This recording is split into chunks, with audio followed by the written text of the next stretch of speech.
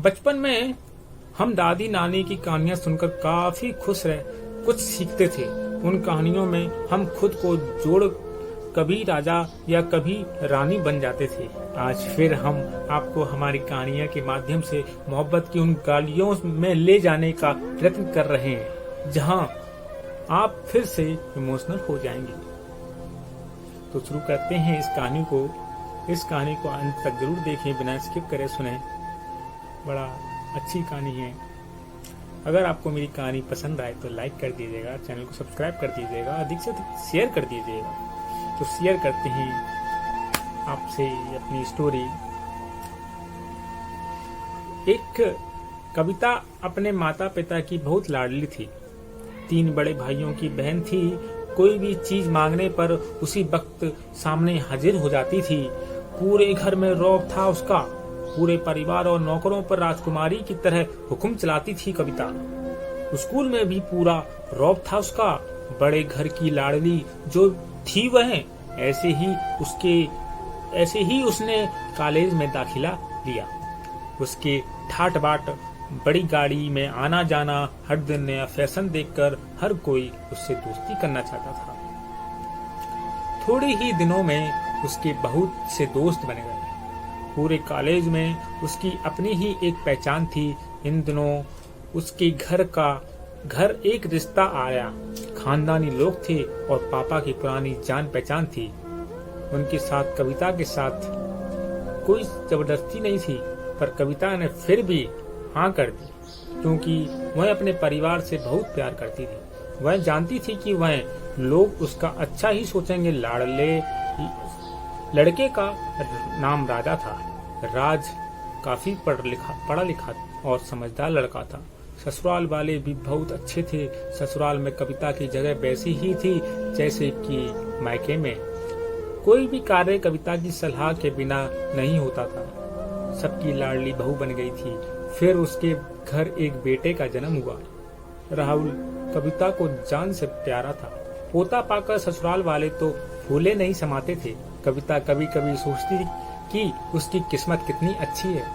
उसका हर अपना उससे कितना प्यार करता है।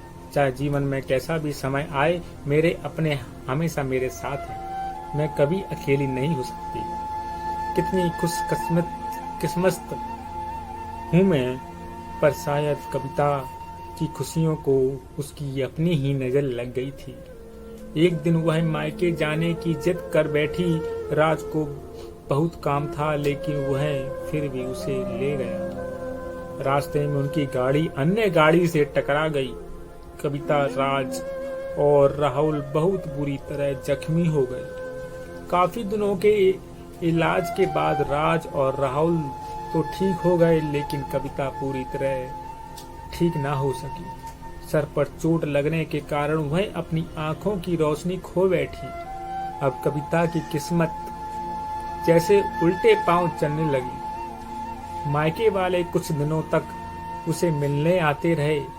फिर कभी कभार फोन ही करके पूछ लेते कि अब कैसी हो। धीरे धीरे से सिलसिला भी कम हो गया। ससुराल वालों को सहानुभूति भी कम होने लगी। घर में किसी को पास बैठने के लिए कहती तो जवाब मिलता, बहुत काम है, अब तुम भी हाथ नहीं बटा सकती। राज भी चिड़चिड़ा हो गया था। बस राहुल ही था उसके साथ, जिसके साथ हंसते खेलते उसका वक्त गुजरता।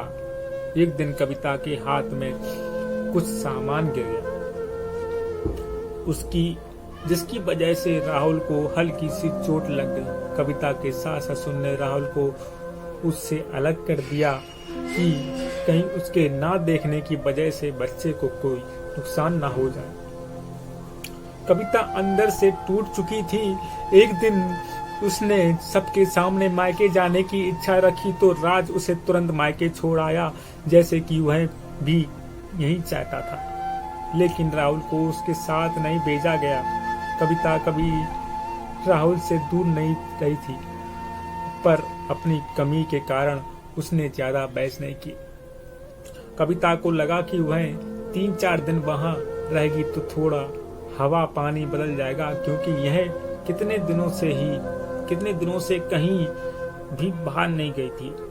घर वाले भी इतने दिनों बाद उसे देखकर कितने खुश होंगे। कविता के घर पहुंचने पर सब लोग बहुत खुश हुए। खाने में सब कुछ कविता की पसंद का ही बना था। उसने अपनी मम्मी और भाई भाभीियों से दिल खोलकर बातें की। उनके छोटे छोटे बच्चे भी बुआ के साथ घुल मिल गए थे। रात को सोने के वक्त जब वह कपड़े बदलने लगी तो उसे पता चला कि उसका बैग तो बहुत भरा हुआ था। वह सब समझ गई। वह बहुत उदास हो गई। कुछ दिनों तक तो सब ठीक रहा, फिर जैसे सब बदलने लगा। सबका व्यवहार बदल रहा था। वह लोग जैसे थक चुके थे उससे जब लोग घुमा फिरा कर पूछने लगे कि राज कब आ रहा है, उसे ले जाने, वह बहाना बना देती, जबकि वह जानती थी कि उस घर में अब उसके लिए कोई जगह नहीं। कविता से चलते वक्त कुछ ना कुछ नुकसान हो जाता।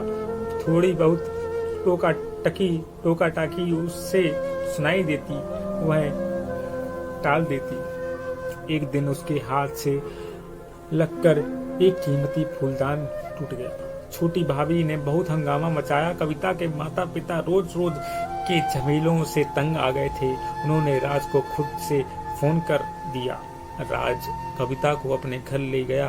कविता को अपने परिवार वालों से ये उम्मीद न थी कि जिस कविता के कहे बिना घर में एक पत्ता भी नहीं हिलता था, उस घर के लिए वह अब बोझ बन चुकी थी। रात के साथ ससुराल आते वक्त वह बहुत खुश थी, क्योंकि वह अपने घर जा रही थी, अपने जिगर के टुकड़े राहुल के पास। परंतु यह खुशी भी कुछ पल की थी।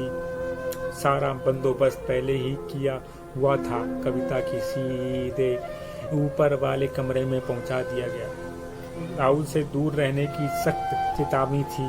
एक काम वाली लता को उसकी जिम्मेदारी सौंपी गई, जो उसके खाने पहनने जैसी जरूरतों का ध्यान रखती। कविता ज्यादातर चुप रहती। कभी कभी काम वाली लता से थोड़ा बतिया लेती। उसके जरिए राहुल का पता चल जाता। जब सबकी लाडली बेटी और बहू सबके लिए लाडली से बोझ बन चुकी थी। फिर कविता के साथ ऐसा ही चलता रहा। वो ऊपर कमरे में अकेली डरी रही। जिंदगी निकल गई, जिंदगी बीत गई। बच्चा बड़ा हो गया, पढ़ने जाने लगा स्कूल, पर वो कमरे में अंधेरे में डली रही बेचारी। इसलिए कहते हैं, हंसी ज्यादा दिन की नहीं होती, खुशी ज्यादा दिन की नहीं होती। कभी दुख कभी गम आता है। इंसान के लिए बोझ बन जाता है। इसलिए कोई सगा कोई अपना नहीं होता। दोस्तों, आपको ये मेरी कहानी पसंद आई हो तो इस वीडियो को लाइक कर दीजिएगा, शेयर कर दीजिएगा, सब्सक्राइब कर दीजिएगा मेरे इस चैनल को। ऐसी ही रोचक कहानियां मैं आपको देता रहूँगा, सुनाता रहूँगा।